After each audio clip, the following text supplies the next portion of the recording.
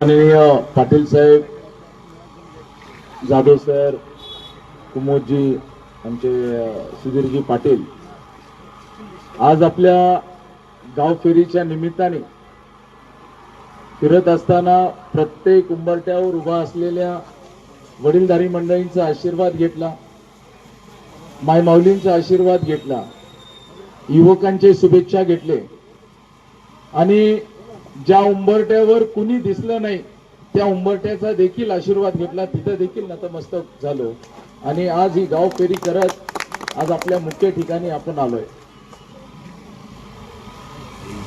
आज विधानसभेची निवडणूक आहे 2024 ची। भारतीय जनता पार्टीने आणि आमच्या महायुतीने आम्हाला उमेदवारी दिली। उमेदवारी देत असताना भारतीय जनता पार्टी उमेदवारी देत असताना पाटील साहेब जे निकष लावले त्याच्यातला एक निकष असा होता की हा जनतेचे दर्शन घेतो का नाही, जनतेला सन्मान करतो का नाही, आणि ही जी उमेदवारी आपल्याला महायुतीने जी दिली आहे ही निलंगा मतदारसंघाच्या जनतेच्या आशीर्वादामुळे आम्हाला ही उमेदवारी मिळाली आणि काँग्रेस पक्षाच्या उमेदवाराला ही उमेदवारी जी मिळाली आहे ती कशी मिळाली हो? कुणाचे पाया पकडल्यानंतर मिळाली? हे मी नाही सांगितलंय, हे त्यांनी स्वतः कबूल केले की मी त्यांच्या पाया पकडल्यानंतर मला ही उमेदवारी त्या ठिकाणी मिळालेली। जर ही उमेदवारी पानचिंचोलीच्या ग्रामस्थांचे पाया पकडल्यानंतर जर ही उमेदवारी मिळाली असती तर निश्चितपणे आपल्याला देखील आनंद झाला असता की जनतेचे पाया पकडून उमेदवारी मिळालेली आहे। पण कुठंतरी बाबळगावच्या चरणामध्ये बसून ही उमेदवारी घेतली आणि जाहीरपणे मी आपल्याला आवर्जून सांगायचंय की हा मतदारसंघ विकासाच्या माध्यमातून सकारात्मक दृष्टिकोनातून आपण काम करतोय आणि मला ज्यावेळेस बोलत असताना आताच पाटील साहेबांनी म्हटले काय म्हणले, ढोळ्या आणि पोळ्या। हा, ढोळ्या शेजारी पोळ्या बांधला, वाण नाही तरी गुण लागला। मी खरंच सांगतो, स्वर्गीय विलासराव देशमुख साहेब पाहत असताना वरून, निलंगेकर साहेब देखील वरून पाहत असताना काय विचारातून त्यांनी हे पक्ष बनवला होता, काय विचारातून त्यांनी अमित देशमुख यांना राजकारणात आणलं होतं। मी लातूरच्या सभेमध्ये देखील सांगितलं की बाबा कशा लोकांना बाजूला घेऊन बसल्यानंतर त्यांचा गुण ह्यांना लागायचा सोडून त्यांचा गुण ह्यांना लागला। काल अमित देशमुख मी त्यांना जवळून पाहिलेले, कधीच कुठं असं भाषण करत नाही। काल पहिल्यांदा एका महिलेवर टीका करत असताना अमित देशमुख यांना पाहिलं। ही संस्कृती त्या पक्षाची नाहीये। आज अर्चना ताईंना बोलत असताना ज्या भाषेमध्ये त्यांनी बोले की मला कमाल वाटली। मग हा गुण तुमच्या तिथल्या ढोळ्या का पोळ्याचा लागला असं मला वाटतं। महिलांचा अवमान कधी करायचा, की प्रतिस्पर्धी जरी असली त्याला सन्मानपूर्वक बोलायचं असतं। मला हक्काची निवडणूक आठवतीये, हक्काच्या निवडणुकीमध्ये सन्माननीय शिवराज पाटील साहेब समोर होते। त्यांनी पहिल्या काँग्रेसच्या बैठकीमध्ये काय सांगितलं पाटील साहेब, की आपल्या समोर एक महिला प्रतिस्पर्धी आहे, असं कोणतंही वाक्य चुकीचं जाणार नाही की ज्याच्या माध्यमातून महिलेचा अवमान होईल, असं त्यांनी सांगितलं।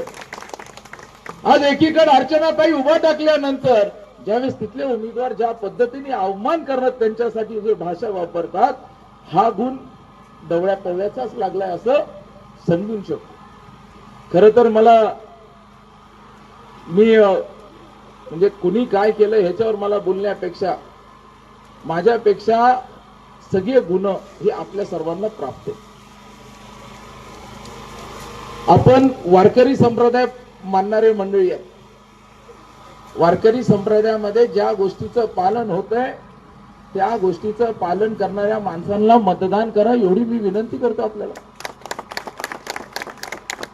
आणि या स्थानिक गावातून मी विकासाच्या बाबतीमध्ये आपल्या भागातला लोकप्रतिनिधी, मी 10 वर्ष झालं लोकप्रतिनिधी म्हणून काम करतोय। पाटील साहेब तुम्ही काँग्रेस पक्षामध्ये होतात, अनेक जण विरोधी पक्षामध्ये होते, पण आज या जाहीर सभेमध्ये आपण थांबलोय। एकाही माणसाला माझ्या राजकारणातल्या ह्या 20 वर्षामध्ये संभाजी पाटील यांनी ब्र शब्द असा रागवून बोललाय, चिडून बोललाय, दम दिलाय, काहीतरी रागवलेत, कुणाच्या घरी गेलेत, कुणाला बघतो म्हटलेत, तुला पाय तोडतो म्हटलेत. एका माणसाने सांगावं की संभाजी पाटलांनी हा शब्द वापरला. आज काही नसताना जर ह्या पद्धतीची जर भाषा असेल, उद्या हे पद हे दादागिरी करण्यासाठीचं पद नाहीये, हे मतदारसंघाचा सन्मान विकास करण्यासाठीचं पद आहे. आज तुम्ही भाषा करत आहेत की निलंग्यामधली दहशत मोडून काढू. इथं बसलेले मान्यवर आहेत गावातले देखील, काँग्रेसमधले जे त्यांच्या सोबत असलेले पदाधिकारी देखील ऐकत असतील. आपण आपल्या घरी गेल्यानंतर अंतःकरणामध्ये बसल्यानंतर घरी बसून विचार करा की संभाजी पाटील एवढे वर्ष राजकारणात आहे, एक ब्र शब्दाने कुणाला रागवलंय आणि कुणासोबत उलट बोललंय, शिवी देऊन बोलणारा एक माणूस दाखवा. माझ्या तोंडातून कुणाला ब्र शब्दाची शिवी आली असेल, चुकीचा शब्द आला असेल, एक माणूस दाखवा. जाहीर आव्हान आहे. मी माझ्यापेक्षा वयाने लहान असलेल्या मुलाला देखील आवाज बोलतो, त्याचा सन्मान करतो. आज केंद्रामध्ये भारतीय जनता पार्टीचं सरकार आहे. जे सरकार केंद्रामध्ये ते सरकार जर राज्यामध्ये आलं तर खऱ्या अर्थाने आपल्याला विकास करता येईल. आज विविध योजना, ज्या गावासाठी असलेल्या विविध योजना असतील, ते योजना आपल्याला देखील यापर्यंत आणता येईल. आम्ही काय कोणतं चुकीचं आश्वासन देऊ नये, पण मी आपल्याला आवर्जून सांगतो, रस्ते, इमारती ही विकासाची खरी भाषा नाहीये. विकासाची खरी भाषा म्हणजे रोजच्या जीवनामध्ये, आपल्या घरामध्ये, आपल्या उंबरट्यावर ज्या सरकारने आपल्याला आर्थिक मदत केली आहे त्याला विकास म्हणतात. आणि मागच्या 10 वर्षातला प्रत्येक उंबरट्याला आर्थिक विकास करण्याचं काम आमच्या सरकारच्या माध्यमातून केलेलं आहे. शेतकऱ्यांसाठी आपण बघा, विविध योजनेच्या माध्यमातून शेतकऱ्यांच्या खात्यावर पैसे जमा करण्याचं झालं. आता सरकारने मागच्या 3 महिन्यामधल्या जे काही घोषणा असतील, जर घोषणा नाही तर त्याला अंमलबजावणी केलेली आहे. शेतकऱ्यांना वीज बिल येते का हो? शेतकऱ्यांना वीज बिल नाहीये. शेतकऱ्यांना वीज बिल येते, पण किती येते? 0 येते. हे 0 कुणाला द्यायचंय? बाबळगावला. आणि मी आपल्याला आवर्जून सांगतो, आता पीक विमा, पाटील साहेब 1 रुपयामध्ये पीक विमा. आणि आपलं सरकार आल्यानंतर, आपलं सरकार महायुतीचं सरकार येणारे आल्यानंतर पहिल्या कॅबिनेटमध्ये जर आम्ही कोणता निर्णय घेणार आहे, तर शेतकऱ्याच्या सातबाऱ्यावर असलेला बोजा जो आहे, शेतकऱ्यांना कर्ज मुक्त करण्याचा निर्णय आम्ही त्या ठिकाणी घेऊ. हे सरकार मायमौलीचं सरकार आहे. आपण पाहिलं, लाडक्या बहिणीची योजना आपण काढली. या योजनेच्या माध्यमातून प्रत्येक भगिनींच्या खात्यावर पैसे जमा करण्याचं काम केलं. ही योजना ज्यावेळेस अंमलबजावणी करत असताना गावातून शेकडो अर्ज आले. आम्ही चुकून पाहिलं नाही, हा काँग्रेसचा आहे, हा भाजपचा आहे, ह्याच काम करायचं, त्याचं काम नाही करायचं. आपल्या घरामध्ये गेल्यानंतर मायमाऊलींना विचारा आपण की कुठं 1 रुपया त्यांना द्यावा लागला का ही योजना त्यांनी घेण्यासाठी? 1 रुपया लागला नाही. ही योजना थेट सर्व मायमाऊलींच्या खात्यावर 7,500 रुपये जमा झाले. कुणाला 1 रुपया द्यावा लागला नाही. आणि त्या उलट काँग्रेस पक्षाची बँक आहे, डीसीसी बँक, काय घोषणा केली त्यांनी की लाडक्या बहिणीचे खाते आमच्या बँकेमध्ये खोला. 0 बॅलन्स खातं आम्ही त्या ठिकाणी होतो. 0 बॅलन्स खातं म्हणजे 1 रुपया न ठेवता तुमचं खातं चालू ठेवू. जसं डीसीसी बँकेमध्ये 7,500 रुपये लाडक्या बहिणीचे जमा झाले, त्या बहिणींचे 1,500 रुपये कपात करण्याचं काम या डीसीसी बँकेने, काँग्रेसवाल्यांच्या बँकेने त्या ठिकाणी केलं. त्या उलट आपल्या सरकारने 1,500चे आता किती केलेत लाडक्या बहिणीला? 2,100 रुपये केले. बचत गटाला जिथं 30,000 रुपये जमा झालेत, आता बचत गटाला देखील 60,000 रुपये देण्याचा निर्णय आपल्या या सरकारने केलेला आहे. म्हणजे प्रत्येक उंबरट्याला आर्थिक विकास करणं, प्रत्येक उंबरट्याचा आर्थिक विकास करणं, त्याच्या घरामध्ये 4 पैसे अधिकचे मिळायला पाहिजे, ही भूमिका भारतीय जनता पार्टीची, महायुतीची कायम राहिली. माझी विनंती आपल्या सर्व ग्रामस्थांना, काही गोष्टीच्या खोलामध्ये मी जात नाही. पाटील साहेब, आपल्याच गावामध्ये आपल्या इथं उभा टाकलेले अनेक मंडळी माझ्याकडे आले होते. मला देखील सांगितलं की बाबा आम्हाला एक संधी द्या जिल्हा परिषद मध्ये. मी देखील मोठ्या मनाने नाही, आपण द्यायला पाहिजे संधी. सर्व ग्रामस्थांना एकत्रित घेतलं. मला काही जण विरोध केले, पण आम्हाला काय वाटलं, नाही बाबा आपल्याला द्वेषाचं राजकारण करायचं नाही, सर्वांना सोबत घेऊन चालण्याचं राजकारण करायचं. प्रत्येक जण एकत्रित जर आपण उभा टाकलं, द्वेषाचं जर राजकारण केलं, त्या ठिकाणी अडचण त्या भागातली होती. आणि आम्ही सगळ्यांचं, अनेक जणांचा विरोध असताना देखील आपण त्या ठिकाणी उमेदवारी दिली, त्या ठिकाणी निवडून देखील आणण्याचं काम आपण त्या ठिकाणी केलं. किती दिवस चाललो? 1.5 महिना.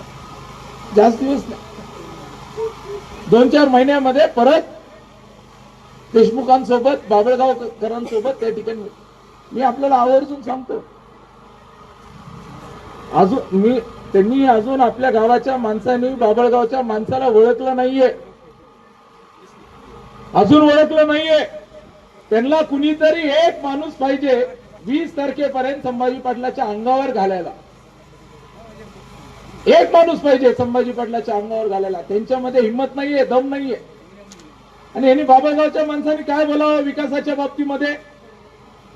आणि हा बाबळगावचा माणूस, या आता काल मी ऐकलं भाषण की लातूरला पाणी देण्याचं काम आम्ही केलं. अरे 60 वर्ष झाले तुमची सरकार आहे, महाराष्ट्रातलं सर्वात मोठं पद तुमच्याकडे होतं. जर तुमच्याकडे रेल्वेने पाणी येतंय, तुम्ही आमच्या मतदारसंघाला पाण्याची भाषा करणार आहे? कशाला खोटं बोलतात? आज इथं तुम्ही जावा, बाबळगाव सगळ्यात जवळ शेजारी आपल्याच आहे. बाबळगावहून बोरीला जाण्याचा प्रयत्न करा, बाबळगावहून बोरीला जाण्याचा प्रयत्न करा, जाऊ शकता? ज्याला बाबळगाव त्या बोरीचा रस्ता करता आला नाही, तो आपला रस्ता करणार आहे, तो आपल्याला विकास आणणार आहे. आपल्या गावाच्या कोणत्याही प्रश्नासाठी 20 तारखेच्या नंतर हा बाबळगावचा माणूस दिसला तर तुम्ही बघा. यांनी विचारणार पण नाही, आपल्याला कोणाला विचारणार देखील नाही. आज कुठेतरी एक अंगावर घालण्यासाठी म्हणून एखादा व्यक्ती तयार केलाय आणि तो प्रयत्न त्यांच्या माध्यमातून किविलवाणी प्रयत्न तो चालू. माझी ग्रामस्थ मंडळींना विनंती आहे, आपण सुजानात. भारतरत्न डॉक्टर बाबासाहेब आंबेडकर यांनी आपल्याला सर्वात चांगलं काय दिलं असेल मी आपल्याला सांगू का? संविधानाच्या माध्यमातून मतदानाचा अधिकार दिलेला आहे. देशातल्या सर्वात श्रीमंत माणूस अंबानी एकच मतदान करू शकतो, आणि आपण किती करू शकतात मतदान? एक.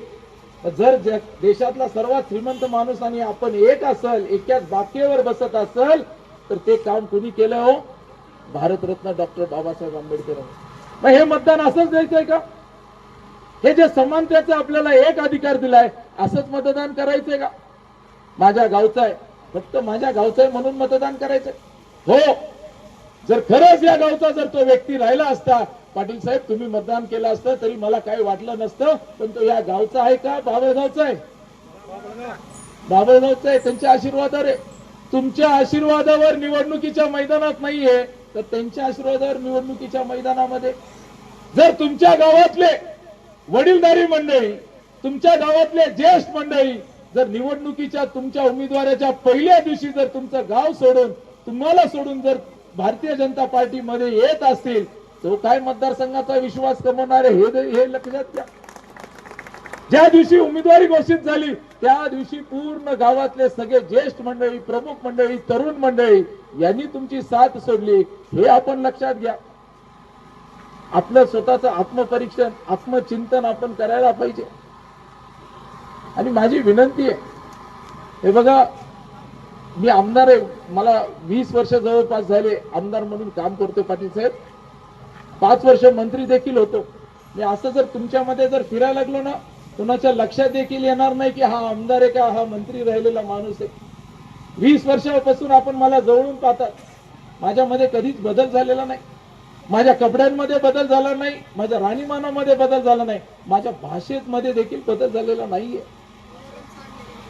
तुम्ही माझ्याकडे बघत असताना आज तुम्ही बघा, साधं पद मिळालं, साधं पद आहे, कुठेतरी काँग्रेस पक्षामध्ये एका कोणत्या तर राजकीय पदावर आहे, त्या पक्षाच्या कोणत्या संघटनात्मक पदावर आहे, चिटणीस काहीतरी पद आहे.